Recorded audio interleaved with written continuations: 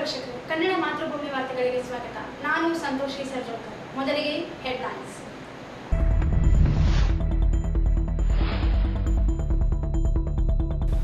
ಆಲೂರಿನಲ್ಲಿ ಹಂದಿ ಕಳ್ಳತನಕ್ಕೆ ಯತ್ನ, ಗ್ರಾಮಸ್ಥರಿಂದ ಇಬ್ಬರು ಕದೀಮರ ಸೆರೆ, ಕಳ್ಳತನಕ್ಕೆ ಬಳಸಲಾಗಿದ್ದ ಪಿಕಪ್ ವಾಹನ ವಶ.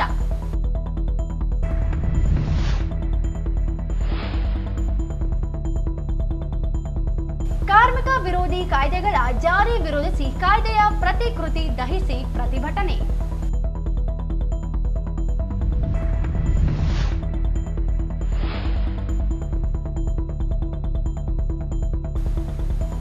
ಮಕ್ಕಳ ರಕ್ಷಣಾ ಸಿಬ್ಬಂದಿಯ ವಿವಿಧ ಬೇಡಿಕೆ ಈಡೇರಿಕೆಗೆ ಒತ್ತಾಯ.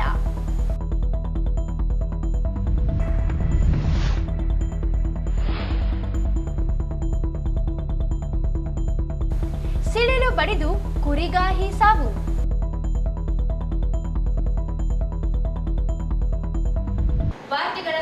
ಬಳ್ಳಾರಿ ಜಿಲ್ಲೆಯ ಕೊಡ್ಲಿಗಿ ತಾಲೂಕಿನ ಆಲೂರು ಗ್ರಾಮದಲ್ಲಿ ಸೋಮವಾರ ತಡರಾತ್ರಿ ಹಂದಿ ಕಳ್ಳತನಕ್ಕೆ ಯತ್ನಿಸಿದ ಕದೀಮರಿಬ್ಬರನ್ನು ಗ್ರಾಮಸ್ಥರು ಹಿಡಿದು ಪೊಲೀಸರಿಗೆ ಒಪ್ಪಿಸಿದ್ದಾರೆ. ಈ ಘಟನೆ ರಾತ್ರಿ 2:30 ಸುಮಾರಿಗೆ ನಡೆದಿದೆ. ರಾಯಚೂರು ಜಿಲ್ಲೆಯ ಸಿಂಧನೂರು ಹಾಗೂ ಕೊಪ್ಪಳ ಜಿಲ್ಲೆಯ ಗಂಗಾವತಿ ಸೇರಿದಂತೆ ಇತರೆ ಭಾಗಗಳಿಂದ ಬಂದಿದ್ದ 7 ಮಂದಿಯ ಕದೀಮರ ಗುಂಪು ಆಲೂರಿನಲ್ಲಿ ಹಂದಿ ಕಳ್ಳತನ ನಡೆಸಲು ಯತ್ನಿಸಿತ್ತು. ಈ ವೇಳೆ ಕಳ್ಳರ ಚಲನವಲನ ಗಮನಿಸಿದ ಗ್ರಾಮಸ್ಥ ಕೂಗಾಡಿದ್ದು ತಕ್ಷಣವೇ ಇಡೀ ಗ್ರಾಮ ಎಚ್ಚರಗೊಂಡು ಕದೀಮರನ್ನು ಬೆನ್ನತ್ತಿತ್ತು. ಗ್ರಾಮಸ್ಥರು ಇಬ್ಬರು ಕದೀಮರು ಸೆರೆ ಹಿಡಿದು ಕಂಬಕ್ಕೆ ಕಟ್ಟಿ ವಿಚಾರಣೆ ನಡೆಸಿದಾಗ ಅವರು ಹಂದಿ ಕಳ್ಳತನಕ್ಕೆ ಬಂದಿದ್ದಾರೆ ಎಂಬುವುದು ತಿಳಿದು ಬಂದಿದೆ.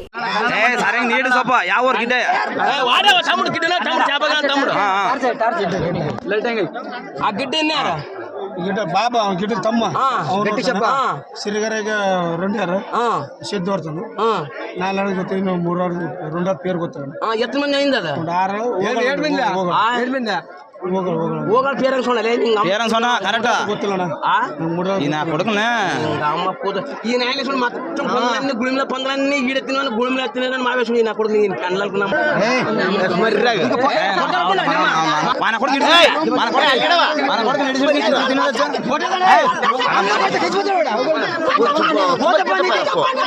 ಅಂದ್ರ ಲಂಚ್ ಕೊಡಕಲ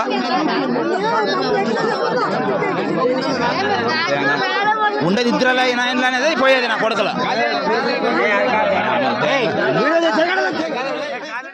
ಕದೀಮರು ಸುಮಾರು 7ರಿಂದ 8 ಹಂದಿಗಳನ್ನು ಕದ್ದಿದ್ದು ಗುಂಪಿನಲ್ಲಿದ್ದ ಉಳಿದ 5 ಕಳ್ಳರು ಸ್ಥಳದಿಂದ ಪರಾರಿಯಾಗಿದ್ದಾರೆ ಎಂದು ಸ್ಥಳೀಯರು ತಿಳಿಸಿದ್ದಾರೆ. ಸ್ಥಳಕ್ಕೆ ಪೊಲೀಸರು ಆಗಮಿಸಿ ಕದೀಮರನ್ನು ವಶಕ್ಕೆ ಪಡೆದು ಕಳ್ಳತನಕ್ಕೆ ಬಳಸಲಾದ ಪಿಕಪ್ ವಾಹನವನ್ನು ವಶಪಡಿಸಿಕೊಂಡಿದ್ದಾರೆ. ಈ ಸಂಬಂಧ ಪ್ರಕರಣ ದಾಖಲಿಸಿ ಮುಂದಿನ ತನಿಖೆ ಮುಂದುವರೆಸಿದ್ದಾರೆ.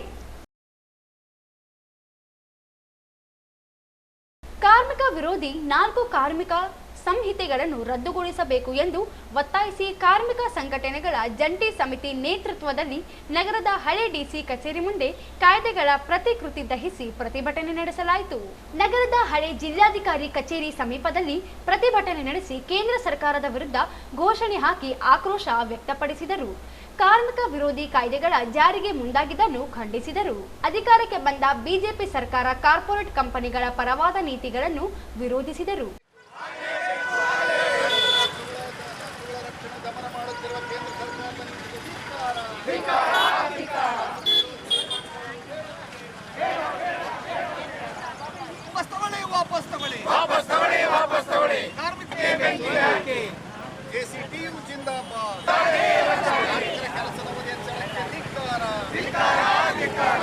ದೇಶಾದ್ಯಂತ ಇವತ್ತೇನು ನಾವು ಮೇ 20ನೇ ತಾರೀಕಿಗೆ ನಾವು ಕಾರ್ಮಿಕರ ಒಂದು ಮಾಡುವುದರ ಮುಖಾಂತರ ಇವತ್ತು ನಾವು ಲೇಬರ್ ಕೋಡ್ಗಳನ್ನ ರದ್ದು ಮಾಡಬೇಕು ಅಂತೇಳಿ ಕೇಂದ್ರ ಸರ್ಕಾರಕ್ಕೆ ನಾವು ಒತ್ತಾಯವನ್ನು ಮಾಡ್ತಾ ಇದ್ದೀವಿ. ಆ ಹಿನ್ನೆಲೆಯಲ್ಲಿ ಇವತ್ತು ಇಡೀ ರಾಯಚೂರು ಜಿಲ್ಲೆ ಎಲ್ಲ ಇದರಲ್ಲಿ ಕೂಡ ನಾವು ಪ್ರತಿಭಟನೆ ಮಾಡುವ ಮುಖಾಂತರ ಲೇಬರ್ ಕೋಡ್ಗಳ ಪ್ರತಿಯನ್ನು ನಾವು ದಾನ ಮಾಡ್ತಾ ಇದ್ದೀವಿ. 4 ಲೇಬರ್ ಕೋಡ್ಗಳು ರದ್ದಾಗಲಿ ರದ್ದಾಗಲಿ ಕಾರ್ಮಿಕ ವಿರೋಧಿ 4 ಲೇಬರ್ ಕೋಡ್ಗಳಿಗೆ ಧಿಕ್ಕಾರ ಧಿಕ್ಕಾರ ಜೆಸಿಟಿಯು ಜಿಂದಾಬಾದ್ ಜಿಂದಾಬಾದ್ ಜೆಸಿಟಿಯು ಜಿಂದಾಬಾದ್ ಜಿಂದಾಬಾದ್ ಜಿಂದಾಬಾದ್ ಧಿಕ್ಕಾರ ಧಿಕ್ಕಾರ. ಈ ವೇಳೆ ಸಮಿತಿ ಮುಖಂಡ ಡಿಎಸ್ ಶರಣಬಸವ ಮಾತನಾಡಿ, ದೇಶದಲ್ಲಿ ಬಡತನ, ನಿರುದ್ಯೋಗ, ಅಪೌಷ್ಟಿಕತೆ ಹಾಗೂ ಗುಣಮಟ್ಟವಲ್ಲದ ಶಿಕ್ಷಣದಿಂದ ಜನರ ಸಂಕಷ್ಟ ಅನುಭವಿಸುತ್ತಿದ್ದಾರೆ. ಕಾರ್ಮಿಕ ಹಕ್ಕುಗಳು ಮತ್ತು ಸವಲತ್ತುಗಳು ಕಸಿದುಕೊಳ್ಳಲು ಹೊರಟಿದೆ ಎಂದು ದೂರಿದರು. ಕಾರ್ಮಿಕರ ಕೆಲಸದ ಅವಧಿ, ಕನಿಷ್ಠ ವೇತನ, ಸಾಮಾಜಿಕ ಭದ್ರತೆ, ಹೋರಾಟದ ಹಕ್ಕು, ಮೂಲಭೂತ ಹಕ್ಕುಗಳಿಗೆ ಮಾರಕವಾಗುವಂತೆ ಕಾಯ್ದೆಗಳ ಜಾರಿ ಮಾಡಲಾಗುತ್ತದೆ ಎಂದು ಆರೋಪಿಸಿದರು. ಕಾರ್ಮಿಕರ ಹಕ್ಕುಗಳ ಜೊತೆಗೆ ಪ್ರತಿಭಟಿಸುವ ಹಕ್ಕನ್ನು ದಮನ ಮಾಡಲು ಪ್ರತಿರೋಧವನ್ನು ಹೇರುತ್ತಿದೆ. ಕಾರ್ಮಿಕರನ್ನು ದೊಡ್ಡ ಪ್ರಮಾಣದಲ್ಲಿ ಶೋಷಣೆಗೆ ಗುರಿಯಾಗುತ್ತಿದೆ. ಕಾರ್ಮಿಕರಲ್ಲಿ ಭಯದ ವಾತಾವರಣ ಸೃಷ್ಟಿಸಲು ಕೇಂದ್ರ ಸರ್ಕಾರ ಕಾರ್ಮಿಕರ ಕಾಯ್ದೆಗಳ ಜಾರಿ ಮಾಡುತ್ತಿದೆ ಎಂದು ಕಿಡಿಕಾರಿದರು. ಪ್ರತಿಭಟನೆಯನ್ನು ಮಾಡಿ ಲೇಬರ್ ಕೋಡ್ಗಳನ್ನ, ಗೆಜೆಟ್ ಕಾಪಿಯನ್ನ, ನೋಟಿಫಿಕೇಶನ್ ಸುಡೋ ಮುಖಾಂತರ ನಮ್ಮ ಆಕ್ರೋಶವನ್ನು ವ್ಯಕ್ತಪಡಿಸ್ತಾ ಇದ್ದೀವಿ. ಮುಂದೆ ಜುಲೈ 9ಕ್ಕೆ ನಾವು ಮತ್ತೊಂದು ರೀತಿ ಪರಿಣಾಮಕಾರಿ ಇಡೀ ದೇಶಾದ್ಯಂತ ಕಾರ್ಮಿಕರು ಮುಷ್ಕರವನ್ನು ಮಾಡಿ ವಿರೋಧಿ ನೀತಿಯಾಗಿರ್ತಕ್ಕಂಥ ಲೇಬರ್ ಕೋಡ್ಗಳನ್ನ ರದ್ದು ಮಾಡಬೇಕು.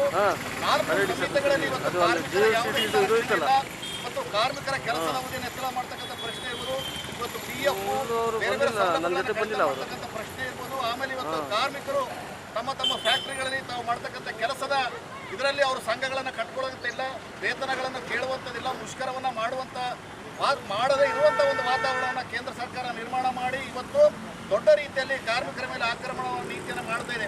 ಬರುವ ಮುಂಗಾರು ಅಧಿವೇಶನದಲ್ಲಿ ಮತ್ತೊಂದು ಸಾರಿ ಚರ್ಚೆಗೆ ಇಟ್ಟು ಇಡೀ ದೇಶದಲ್ಲಿ ಅದನ್ನು ಜಾರಿ ಮಾಡಲಿಕ್ಕೆ ಕೇಂದ್ರ ಸರ್ಕಾರ ಆತುರಾತುರವಾಗಿ ನಿರ್ಧಾರವನ್ನು ಮಾಡ್ತಾ ಇದೆ. ನಾವು ಕೇಳಿರೋದೇನೆಂದರೆ, ಕಳೆದ ಕೋವಿಡ್ ಸಂದರ್ಭದಲ್ಲಿ ಕೂಡ ನಾವು 2 ಮಹಾ ಮುಷ್ಕರಗಳನ್ನು ಮಾಡಿದ್ದೀವಿ. ಮಹಾ ಮುಷ್ಕರವನ್ನು ಮಾಡಿದಂಥ ಸಂದರ್ಭದಲ್ಲಿ ನೀವು ಕಾರ್ಮಿಕ ಸಂಘಟನೆಗಳನ್ನು, ಕೇಂದ್ರ ಕಾರ್ಮಿಕ ಸಂಘಟನೆಗಳನ್ನು ಕರೆದು ಮಾತುಕತೆ ಆಡಿ ಅದರೊಳಗಡೆ ಏನು ಅಂಶಗಳಿರಬೇಕು, ಏನು ಇರಬಾರ್ದು ಅನ್ನೋದನ್ನು ನೀವು ಪರಿಗಣನೆಗೆ ತಗೊಳ್ಬೇಕು ಅಂತ ಹೇಳಿದ್ರು ಕೂಡ ಇವತ್ತು ಕೇಂದ್ರ ಸರ್ಕಾರ ಏಕಪಕ್ಷೀಯವಾಗಿ ತೀರ್ಮಾನವನ್ನು ಮಾಡಿ ಇವತ್ತು ದೊಡ್ಡ ರೀತಿಯಲ್ಲಿ ಲೇಬರ್ ಕೋಡ್ಗಳನ್ನು, ಇವತ್ತು ಸ್ಕೀಮ್ ನೌಕರರ ಕೆಲಸದ ಭದ್ರತೆನೇ ಇರ್ಬೋದು, ಅಸಂಘಟಿತ ವಲಯದ ಕಾರ್ಮಿಕರಿಗೆ ಭದ್ರತೆ ಇರದೇ ಇರತಕ್ಕಂಥ ನೀತಿಗಳನ್ನು ಕೂಡ ಜಾರಿ ಮಾಡಲಿಕ್ಕೆ ಕೇಂದ್ರ ಸರ್ಕಾರ ಹೊರಟಿದೆ ಸ್ನೇಹಿತರೆ.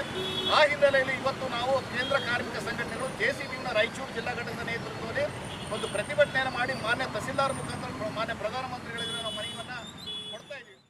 4 ಕಾರ್ಮಿಕರ ಕಾಯ್ದೆಗಳನ್ನು ರದ್ದುಗೊಳಿಸಬೇಕು. ಕಾಯ್ದೆಗಳನ್ನು ಹಿಂಪಡೆಯದಿದ್ದರೆ ಜುಲೈ 9ಕ್ಕೆ ಸಾರ್ವತ್ರಿಕ ಮುಷ್ಕರ ನಡೆಸಲಾಗುವುದು ಎಂದು ಎಚ್ಚರಿಕೆ ನೀಡಿದರು. ಈ ಸಂದರ್ಭದಲ್ಲಿ ಕಾರ್ಮಿಕ ಸಂಘಟನೆಗಳ ಮುಖಂಡರುಗಳಾದ H. ಪದ್ಮಾ, ಕಾಶಪ್ಪ KG, ವೀರೇಶ್, ಮಹೇಶ್ ಚಿಕ್ಕಲಪರ್ವಿ, ಶ್ರೀಶೈಲ ರೆಡ್ಡಿ, ಅಜೀಜ್ ಜಾಗೀರ್ದಾರ್, ಮಲ್ಲಿಕಾರ್ಜುನ್ ಮನ್ಸಲಾಪುರ್, ಆಂಜನೇಯ ಕುರುಬದೊಡ್ಡಿ, ವರಲಕ್ಷ್ಮಿ, ಗೋಕುರಮ್ಮ, ಶರಣಮ್ಮ ಸೇರಿದಂತೆ ಅನೇಕರು ಇದ್ದರು. ಈಗ ಜಾಹೀರಾತು. ನಗರದ ಪಂಡಿತ ಸಿದ್ದರಾಮ ಜಂಬಲದಿನ್ನಿ ರಂಗಮಂದಿರದ ಹಿಂಭಾಗ ಹಾಗೂ ಸಾರ್ವಜನಿಕ ಉದ್ಯಾನವನದ ಪಕ್ಕದಲ್ಲಿರುವಂತಹ ಶ್ರೀ ಸಾಯಿ ಧ್ಯಾನ ಮಂದಿರದ ಆವರಣದಲ್ಲಿ ಶ್ರೀ ಶನಿದೇವರ ದೇವಸ್ಥಾನ ಹಾಗೂ ಮಂಟಪದ ಕಟ್ಟಡವನ್ನು ನೂತನವಾಗಿ ನಿರ್ಮಿಸಲಾಗುತ್ತಿದ್ದು, ಶನಿ ಸಿಂಗಾಪುರದಿಂದ ಶಿಲಾಮೂರ್ತಿಯನ್ನು ಆಹ್ವಾನ ಮಾಡಿಕೊಂಡು ರಾಯಚೂರು ನಗರದ ಸರ್ವ ಸದ್ಭಕ್ತರಿಗೆ ಸಾಯಿಬಾಬಾ ದರ್ಶನದೊಂದಿಗೆ ಶನಿದೇವರ ದರ್ಶನ ಪಡೆದು ಕೃತಾರ್ಥರಾಗಲಿ ಎಂಬ ಉದ್ದೇಶದಿಂದ ಶನಿ ಭಗವಂತನ ಪ್ರತಿಷ್ಠಾಪನೆಯನ್ನು ಕೈಗೊಂಡಿದ್ದೇವೆ.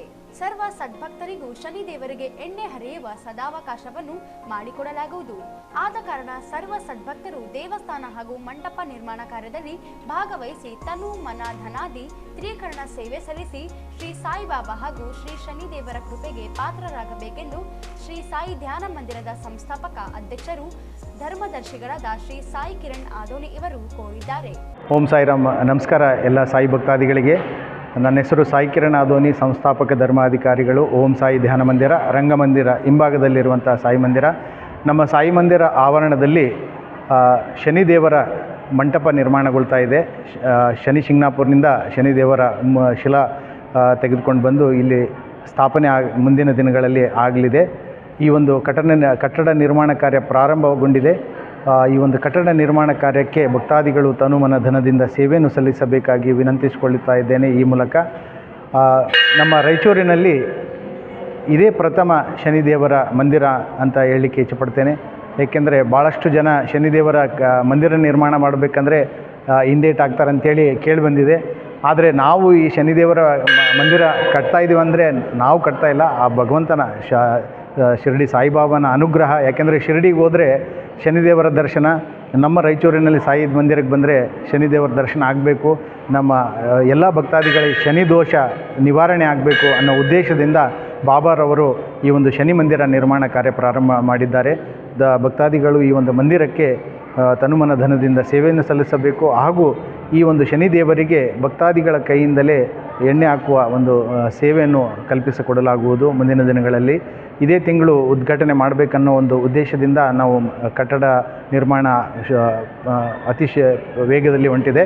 ಹಾಗಾಗಿ ಎಲ್ಲ ಭಕ್ತಾದಿಗಳು ಸೇವೆಯನ್ನು ಸಲ್ಲಿಸಬೇಕಾಗಿ ವಿನಂತಿಸಿಕೊಳ್ಳುತ್ತೇನೆ. ಓಂ ಸಾಯಿರಾಮ್. ಶ್ರೀ ಸಾಯಿ ಧ್ಯಾನ ಮಂದಿರದ ಆವರಣದಲ್ಲಿ ಶ್ರೀ ಶನಿದೇವರ ಪ್ರತಿಷ್ಠಾಪನಾ ಕಾರ್ಯ, ಭಕ್ತಿ ಸೇವೆಗೆ ಧರ್ಮದರ್ಶಿಗಳ ಕರೆ.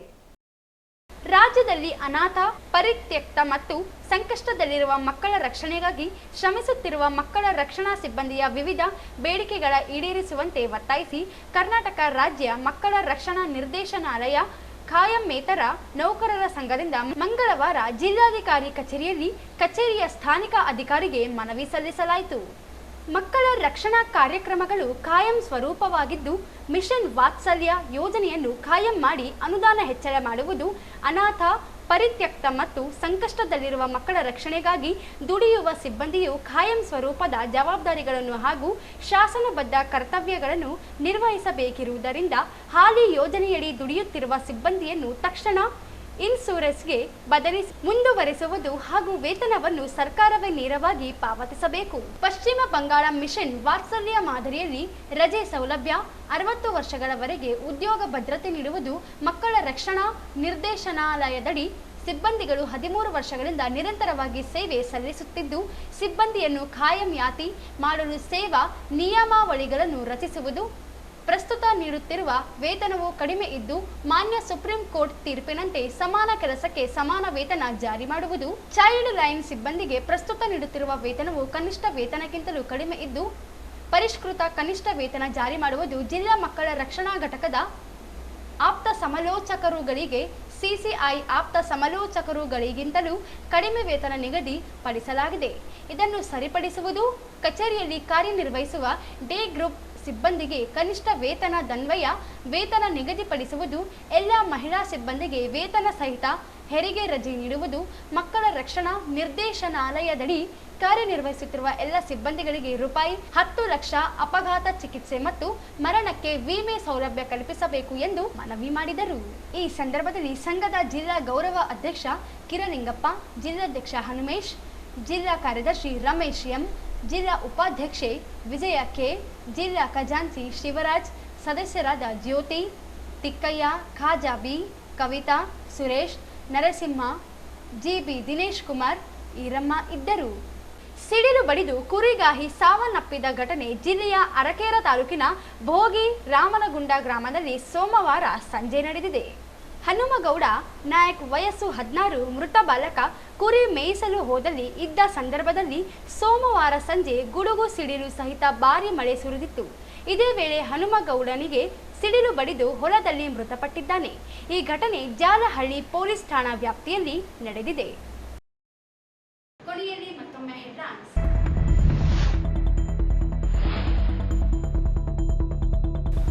ಆಲೂರಿನಲ್ಲಿ ಹಂದಿ ಕಳ್ಳತನಕ್ಕೆ ಯತ್ನ, ಗ್ರಾಮಸ್ಥರಿಂದ 2 ಕದೀಮರ ಸೆರೆ, ಕಳ್ಳತನಕ್ಕೆ ಬಳಸಲಾಗಿದ್ದ ಪಿಕಪ್ ವಾಹನ ವಶ.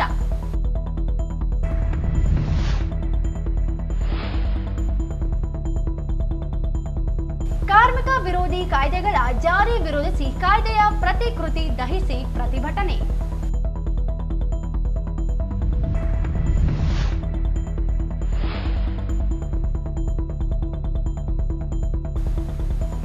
ಮಕ್ಕಳ ರಕ್ಷಣಾ ಸಿಬ್ಬಂದಿಯ ವಿವಿಧ ಬೇಡಿಕೆ ಈಡೇರಿಕೆಗೆ ಒತ್ತಾಯ.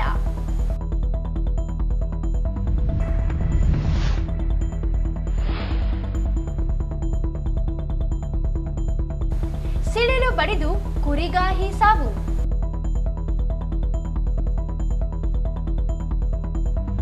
ಇಲ್ಲಿಗೆ